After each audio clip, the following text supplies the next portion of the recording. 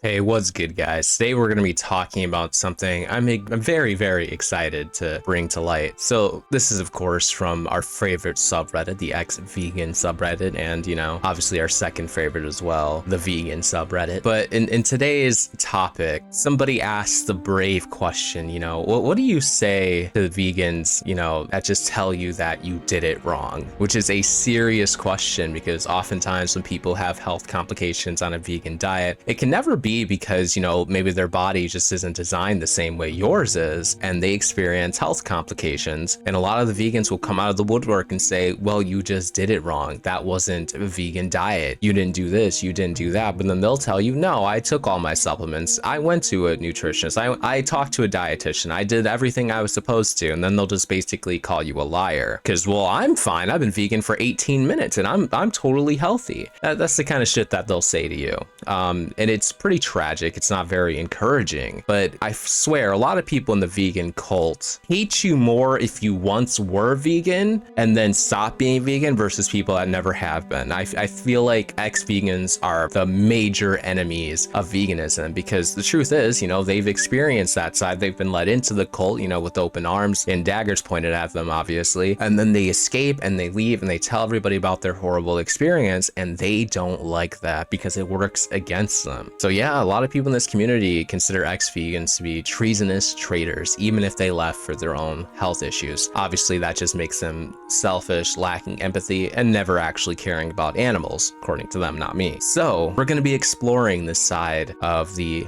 ex-vegan world and see what some people have to say about it. So here we are. What is your response to vegans who say you did it wrong? Personally, my response would be go fuck yourself, you don't know what you're talking about, but that's just me. Edit. Some of you have misunderstood that I'm posting this a challenge or attack ex-vegans. To be clear, that's not my intention at all. I'm not vegan, but I've been interested in ethical veganism for a while. I think the stance of veganism is noble, but I don't think acting like an asshole to those who can't go vegan is good either. So I'd like to see the perspective of ex-vegans about health issues that they claim they experience.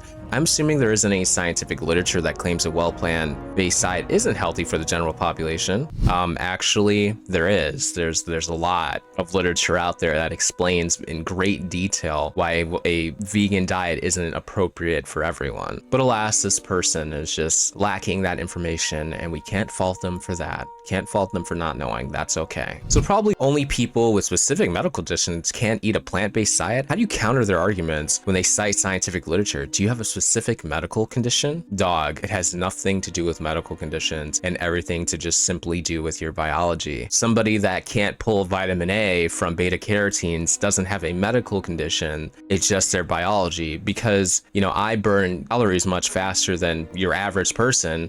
They don't have a medical condition that it's easier for them to gain weight. No, our bodies are just set up differently.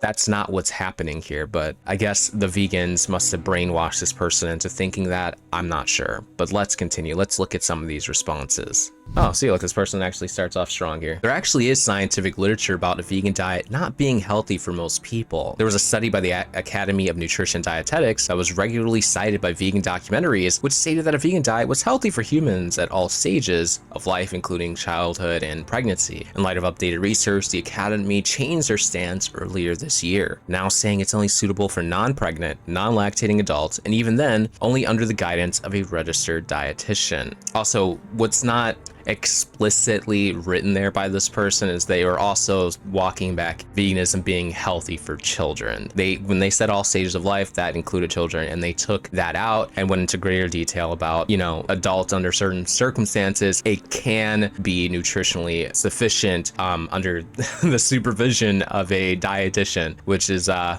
goddamn joke if you ask me. I was vegan for almost 8 years and had to stop because I had several mental and physical health issues brought on by deficiencies I never imagined I could have, especially because I was so diligent about supplements. But I learned far too late, after unintentionally doing a ton of damage to myself, is that plant-based nutrients are not anywhere near as bioavailable to humans as animal-based nutrients are. This right here is one of the major reasons why people swear by the carnivore diet, because what they've stated is very true. A lot of times you can't pull the nutrients that you need as efficiently from plant-based foods.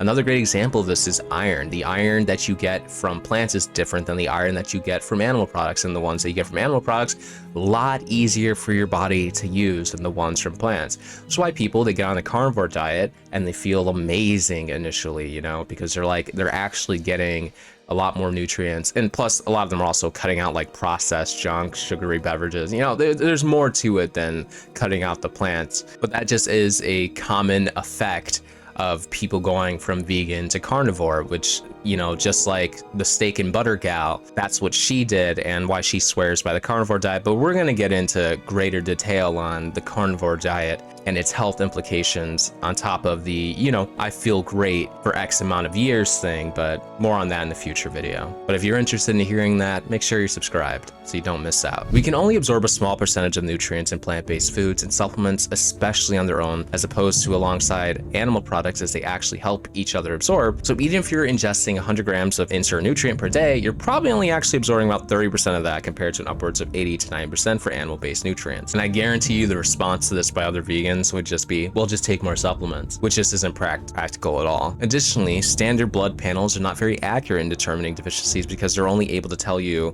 what's circulating in your blood, not what your body is actually absorbing and utilizing.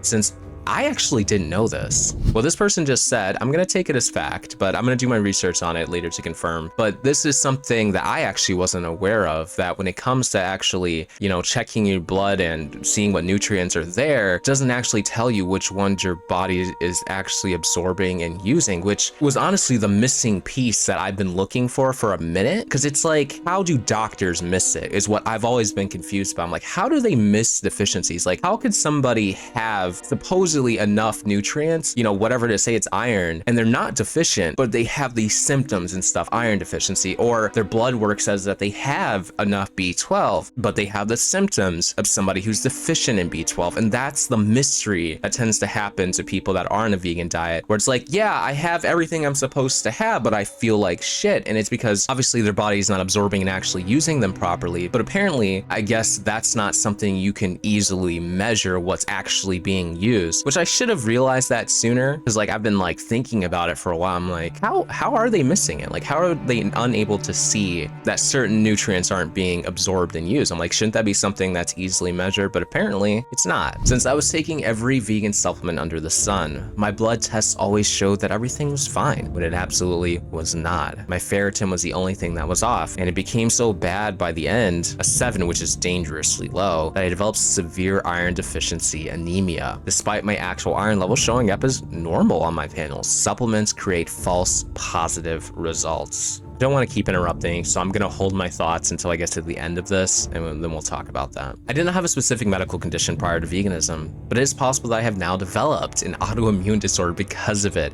It's something we're still figuring out. I was absolutely devastated to have quit veganism, but yes, I had to. And yes, I was doing it right. It was everything to me. After so long, it literally felt like an integral part of my identity, to the point that when all of this happened, I felt terrified and completely lost.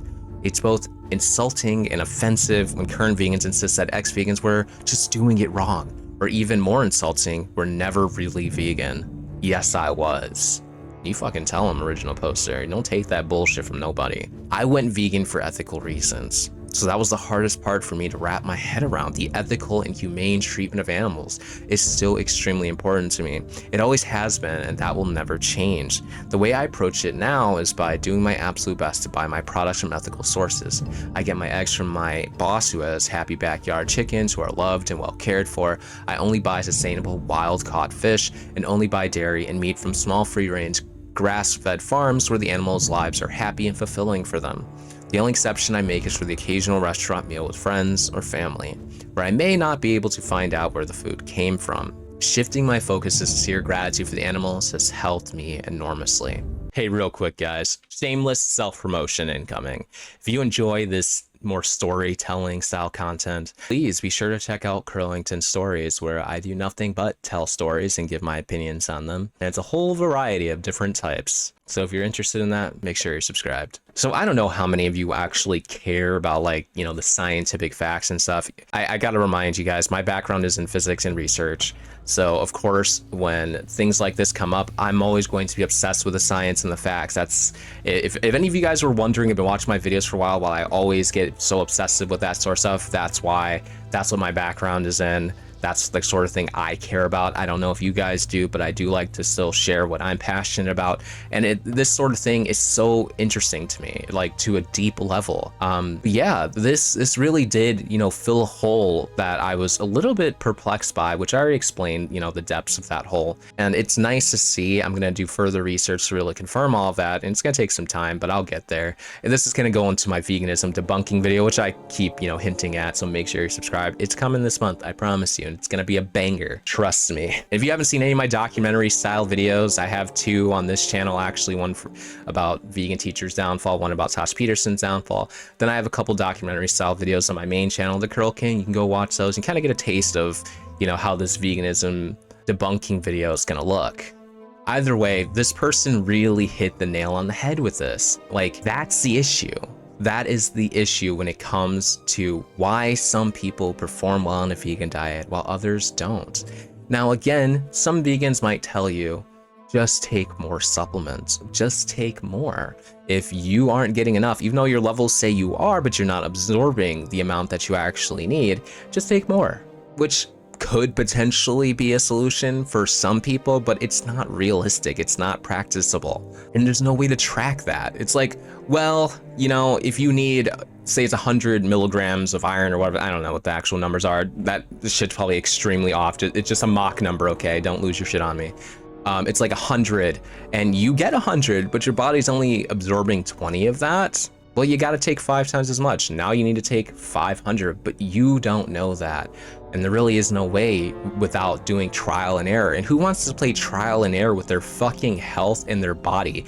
Who wants to risk developing severe iron deficient anemia that can literally lead to your death for the sake of what? The truth is, being vegan doesn't save animals, at least not in the capacity that people are right now.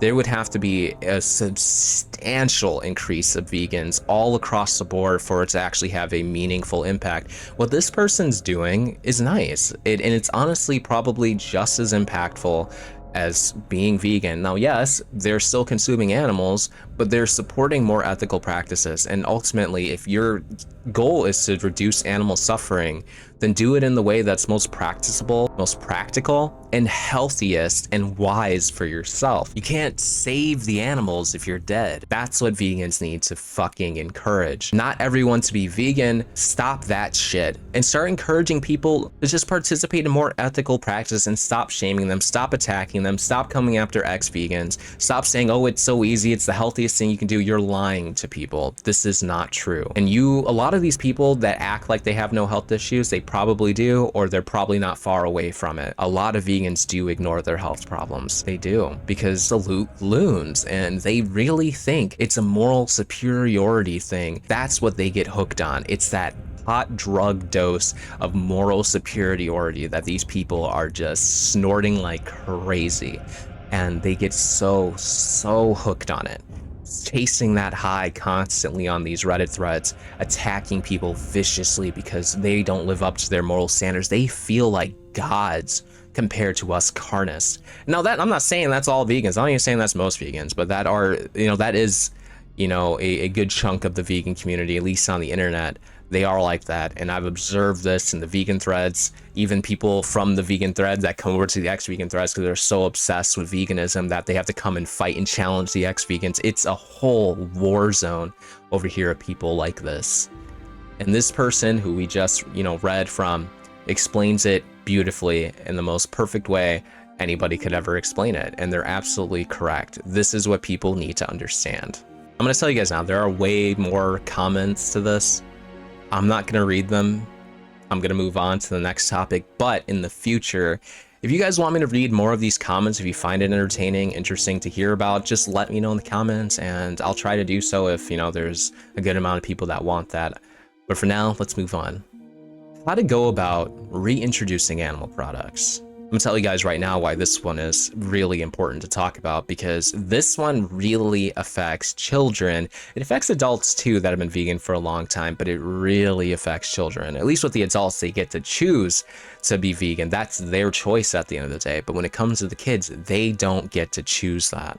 And what happens is it messes up their entire gut biome. And when one day they decide, you know what, I don't feel good, like I feel like I'm fucking dying, and they go to the doctor and the doctor's like, well, you need to quit that vegan diet of yours, they can't, because their body can't digest, you know, nutrients and stuff like that from animal products nearly as well as they should be able to. They feel sick, they feel like death, they feel horrible trying to eat animals. And plus the moral, ethical things that have been drilled and brainwashed into their minds all conflicts with that, and it makes it really difficult. I mean, the truth is, even, you know, pregnant women that are vegan often give birth to underweight children, underweight babies, and then they feed them a vegan diet. Many of them end up dying young.